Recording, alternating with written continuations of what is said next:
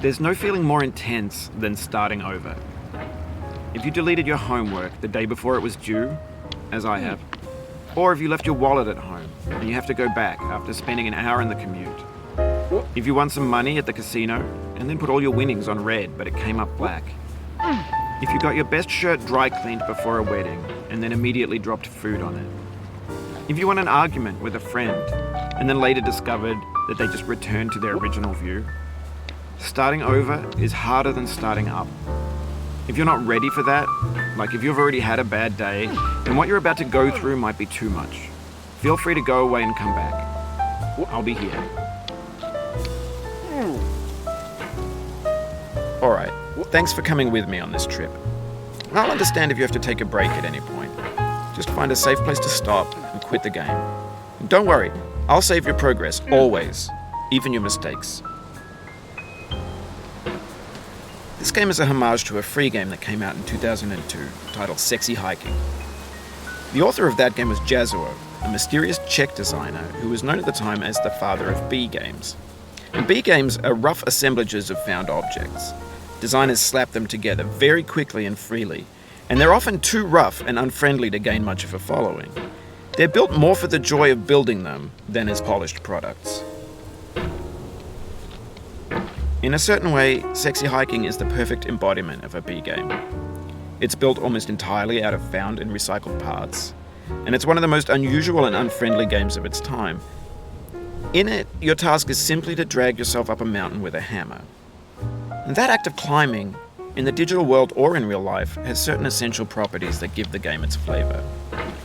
No amount of forward progress is guaranteed. Some cliffs are too sheer or too slippery. And the player is constantly, unremittingly in danger of falling and losing everything. Anyway, when you start Sexy Hiking, you're standing next to this dead tree that blocks the way to the entire rest of the game. It might take you an hour to get over that tree, and a lot of people never got past it. You prod and you poke at it, exploring the limits of your reach and your strength, trying to find a way up and over. And there's a sense of truth in that lack of compromise. Most obstacles in video game worlds are fake. You can be completely confident in your ability to get through them once you have the correct method or the correct equipment or just by spending enough time.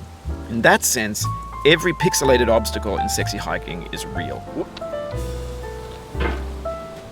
The obstacles in Sexy Hiking are unyielding, and that makes the game uniquely frustrating.